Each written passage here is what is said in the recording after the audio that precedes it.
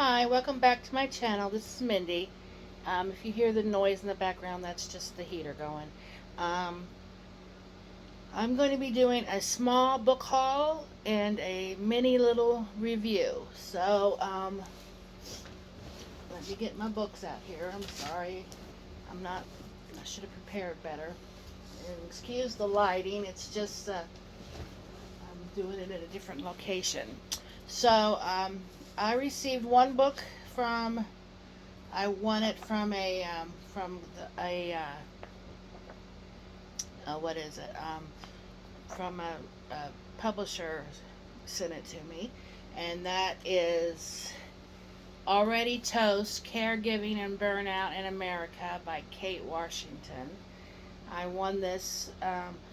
I wanted to read it and stuff because my father 5 years ago died of Alzheimer's, and my mother was his personal caregiver until the end.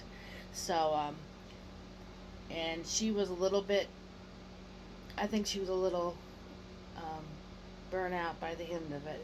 So, I wanted to pick this up and read it. This doesn't come out till March 16th, 2021. So, but it says Trees for the Future is it's Beacon Press. So if you wanted to pick this up. Um, and then I went to Barnes and Nobles yesterday and I picked up two books. They were buy one get one 50% off. And Never World Wake by Marisha Petzel. I thought this sounded interesting. It's been 1 year since graduation, and Beatrice Hartley has mixed feelings about joining her friends at a weekend reunion. She's right to be worried. After a night out, they narrowly avoid a collision with a car on a deserted road, or so they believe. Back at the mansion where they are staying, a mysterious man knocks on the door during a raging storm. He tells them that they must make a choice. One of them will live and the rest will die, and the decision must be unanimous. Soon time backbends, and Beatrice and her friends are forced to repeat that dreadful day so many times they lose count. With each replay, events twist and fears come alive in horrifying ways. This nightmare, this nothingness, this is the never world wake. To escape, they have to vote. But how do you choose who to kill? And then how do you live with yourself? Okay, so I've heard about this on BookTube before, but I figured I'd pick it up. So, and this came out this year, I think. Let me see here. No, came out 2018, but the cover art is from this year. And then the book I got for half price was called The Twin by Natasha Preston. And it says, Iris is watching me from the window, but she's not in her bedroom. She's in mine. Ivy and Iris haven't lived together for years. When their mother and father divorced, each parent got custody of one twin. But after a tragic accident takes their mother's life, the devastated sisters are reunited, and Iris moves in with Ivy and their dad. Iris takes their mother's death especially hard. She barely talks, spending hours alone in her room. Ivy can't stand to see Iris so sad. She promises Iris that she can share her life now. After all, they're sisters, twins. It's a promise that Iris takes seriously, and before long, Ivy's friends, her teachers, and even her boyfriend fall under Iris's spell. Soon, Ivy begins to think there's something wrong with her twin. It's almost like Iris is out to get her. Ivy tells herself she's being paranoid. It's not like she's in any danger from her twin.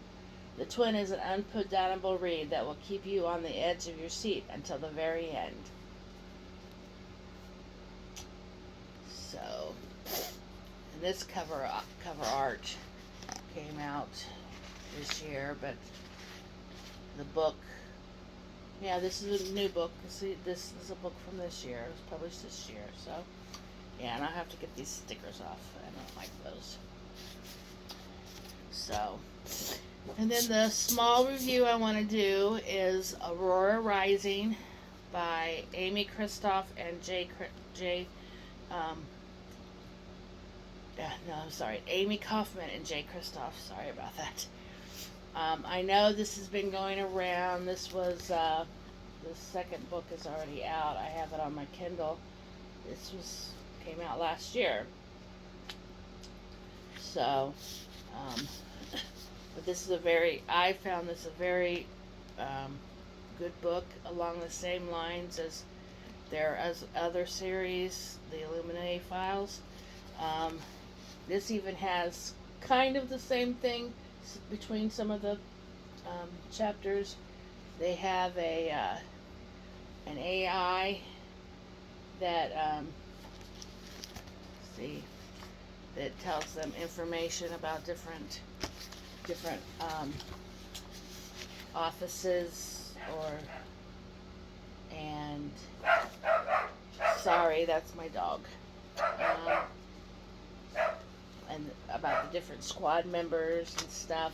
But this is a very interesting. It says the year is 2380 and the graduating cadets of Aurora Academy are being assigned their first missions. Star pupil Tyler Jones is ready to recruit the squad of his dreams, but his own boneheaded heroism sees him stuck with the dregs nobody else in the academy would touch. A cocky diplomat with a black belt and sarcasm. That's his twin sister. A sociopath scientist with a fondness for shooting her bunkmates. A smart-ass tech whiz with the galaxy's biggest chip on his shoulder. An alien warrior with angry management issues. A tomboy pilot who's totally not into Ty, in case you were wondering. And Ty's squad isn't even his biggest problem. That would be Aurora Jylin O'Malley, the girl he just rescued from interdimensional space.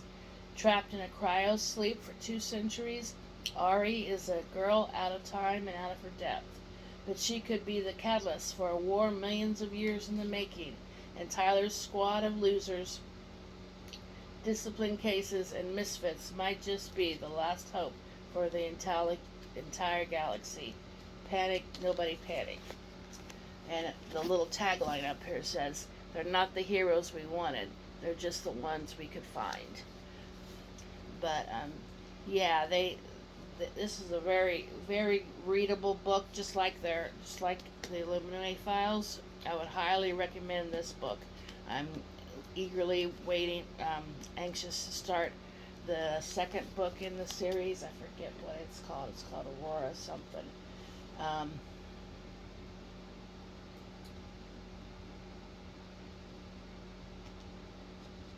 And so, but yeah, I'm going to be starting it. Sorry, after I finish the current book I'm reading, which is Lock Every Door by Riley Sager. So, yeah, I would highly recommend this book. It's very, very, very, very, very, very good. So, okay. Thanks for stopping in, everybody. And I hope you are keeping safe and getting ready for Christmas if you celebrate. So, have a nice day.